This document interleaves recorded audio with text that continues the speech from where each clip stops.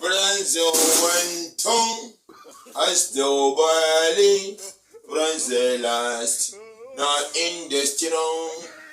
Brazil went tongue as the Buhari. As the la. Now in the strong, let's do ya. The one is the poison and the woman is the one France the law in which. One more. Hey, good morning, everybody. Now everybody asking me why I'm happy go or lie. I'm happy because featured or we don't drop another one. Go where the kilometers on one day. Nothing go happen. Now feature we don't drop message. You can't drop on for Buhari and other Nigerians. You go analyze. I don't want what you want to power. You go analyze them. I am go rule the country. If you don't recognize on one day. Now it's a message for everybody. If you know you are in love with Peter Obi, hold your face strong and pray for him because it's a good man. Now I will drop the video. But if you know you want to watch the video, watch until the end. Don't watch half and leave some more. Watch the video to the end so that when you are challenging somebody, you will challenge your profile. So don't hear me go. And like I always tell you, like this video so that I will go viral. Like down so that I will go viral. Come on, subscribe, turn on the notification button. So that anytime I drop video for you, you will see the update. You will be number 1. Go change number 2 because some people are always there. So but the right game who is going to be the best. So we are going to drop the video. We'll see what Peter will be talking about the managing of economy. You go here, how's that's why answer one thing. Now is the value. Now we are in the state of power. So Peter, we want to bring us back to the one thing of only. Now we drop the video. Just watch the video. I comment in the comment section what you think about this man called Peter Obi. If you know you think something about him, comment. Your Excellency, go and read the letter I wrote to World Bank asking for $82 million to build Kainchi Dam to provide 760 megawatts of electricity. And he wrote it clear. I'm applying for this loan strictly to borrow for this investment to spur growth, economic growth for my country. That was 58 years ago. That facility is still standing. What he borrowed is $82 million.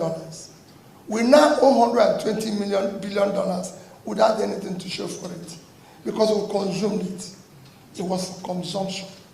There's nothing wrong with borrowing. Every country of the world borrows. No country. Every country of the world borrows. America is the biggest economy.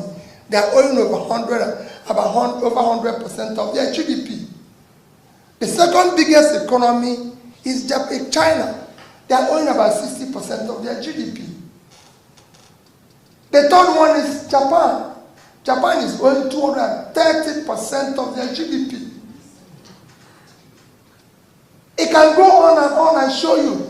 Even Netherlands that had the highest sovereign wealth fund of 1.4 trillion, Your Excellency is owing 50% of their GDP. So everybody borrows. The difference is what you use the borrowing to do. Where did you invest it? What did he create? Our own was for consumption. People are borrowing for investment. And I've gone from countries to countries everywhere to show that this is happening. China borrowed in 1990, 93% to 95% of Chinese people live under poverty. Today, it's less than 2%. India was a similar situation, under 5%. Vietnam was actually 96%. Today, they have less than 3%.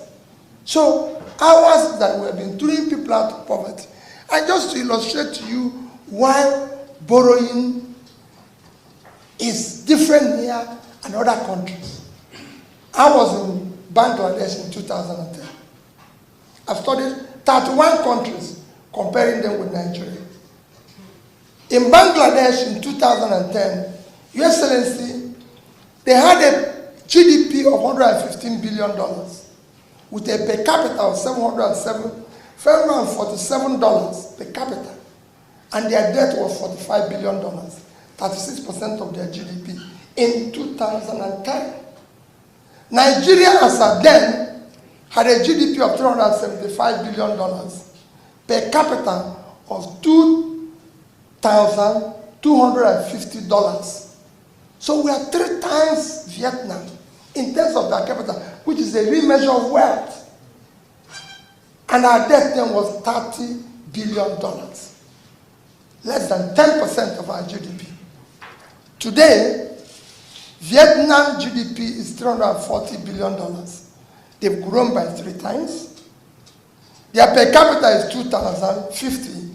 They've grown by 10 times. Their debt also increased to about $116 billion, which remains even less than 36% because it's now about 32% of their GDP, which means they borrowed more, they invested it. If you go to Vietnam today, the exports, their overseas diaspora fund, everything have increased. Today, Vietnam exports garments, $36 billion, twice what we earn from oil. Garments, they're not just garments. That's what they export. Not something that is sophisticated.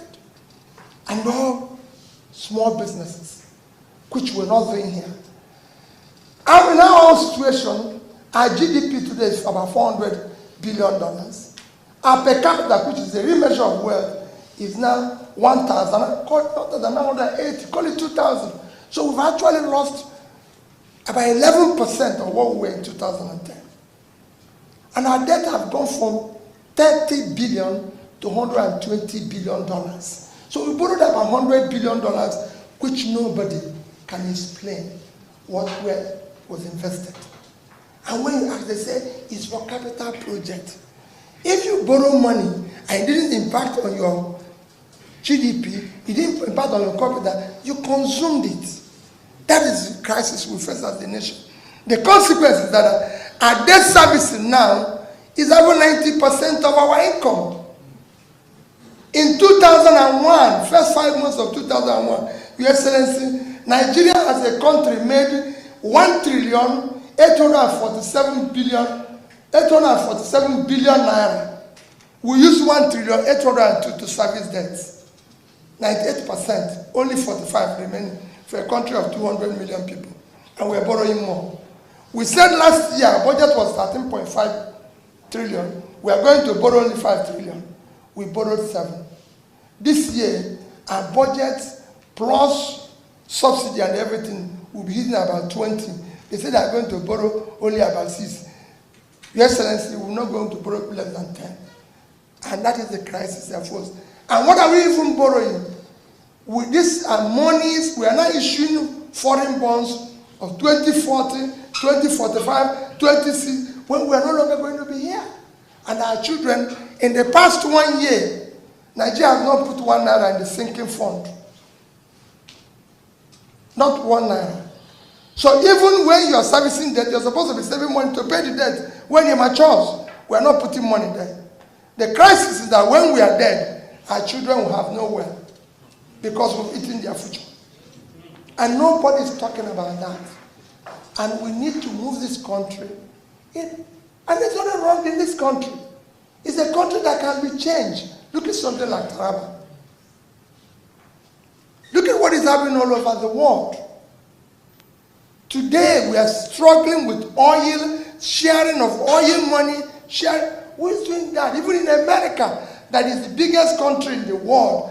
Texas, that is producing several more oil than we are producing.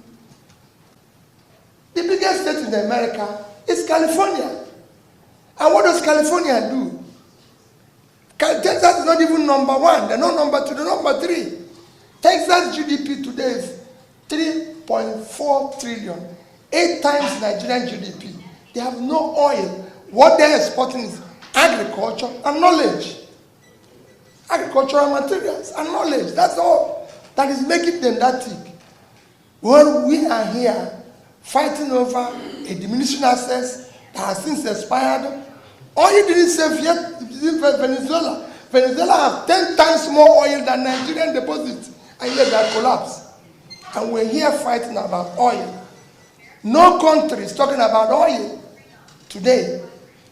Vietnam, countries and nations have ever. Look at the vast land I saw when we are alive here today. I told the people in Niger, you have 76.3 square kilometers of land in Niger State. Your Excellency, they can't feed themselves. They can't feed Nigeria. They don't export anything. The other one is natural. When you deal with natural one, because people have means of livelihood, you deal with support to your security agencies, which is renewable every year. And with this, you generate more money. Every day, Your Excellency, we say in this country that we don't have revenue. We don't have revenue. Even if our government said the revenue to GDP is too low, it has to be low. Because you have millions of people who are not doing anything. The more your people are doing something, the more your economy is productive, the more revenue you generate. You can't generate revenue from people who are not doing anything. It's a simple thing. It's been done everywhere in the world, and it's very easy, Your Excellency. It's not a question. If you go, and where do you generate the most revenue? In your youth, the young ones, in their productive age. You have to invest in them. And what do they need? They need access to capital and training. They have the idea. They can change the world. It's not a sophisticated thing. Nigerian youths are talented. All they need is support. And it has to be government-determined support. It's happening in China. If you go to Indonesia, they have a particular number of their loans that go to small businesses. What changes the country is small corporations. Nothing by saying it the way we are saying it here. There's no money. They'll tell you, oh, every day you have government support to small businesses. It's not true. The only way you will know it's not true is that go and check the total lending of all the banks. I've shared 2 banks. It's about 30 trillion. Out of which less than 5% go to small businesses. It cannot happen. Indonesia is written. 25% of all their loans go to small businesses. China is 20. They've just increased it to 30. The consequence is that if you go to these 2 countries, if you go to Indonesia, 98% of the companies are small businesses. In fact, Indonesia, a country of about 250 million persons, their total employment is 140. Small businesses created 130 million jobs. Only 10 million is created by other people. In Indonesia, they even have Ministry of Small Businesses to support it. In China, as China is, China today, all their productivity, all their GDP is about 60-65% for small businesses. The total employment in China is 800 million. Small businesses provide 60% of that, which is 540 million. So you must support this engine. It is critical. We're not doing that. What we are doing here is celebration, sharing. Nigeria, the only thing Nigeria has is sharing formula. Nobody talks anything. All that I came to ask you people is that we need to move this country from sharing formula to production formula. It cannot continue. We must move from consumption to creating wealth. Other countries have done it for the future of our children. It is critical. It is not something anybody can tell. They can tell you, oh, it's sophisticated. No. I've gone from one country to the other, studying. I just came back from Morocco recently, not up to a month ago. Morocco exported last year 40-something billion worth of exports. Not oil. Agricultural products, 8 billion. Morocco. Vehicles, car manufacturing, 10 billion. I can go on. Tourism, 3-point-something billion. That's what they had last year in Morocco. Morocco is just here. So it's not as if this thing, you ask about power generation. This is the only country where to switch on your light, everybody knows how much power is being produced. Everybody knows whether national grid has failed or whether every other country just put light on and off. Here you must know everything. You must even be calling from government as you're calling the people who are in charge of the power company. No other country does that. Egypt borrowed only 6 billion euros, call it 10 billion naira. And within 2015 and today, Egypt have doubled their power generation from 26,000 megawatts to 54,000 megawatts.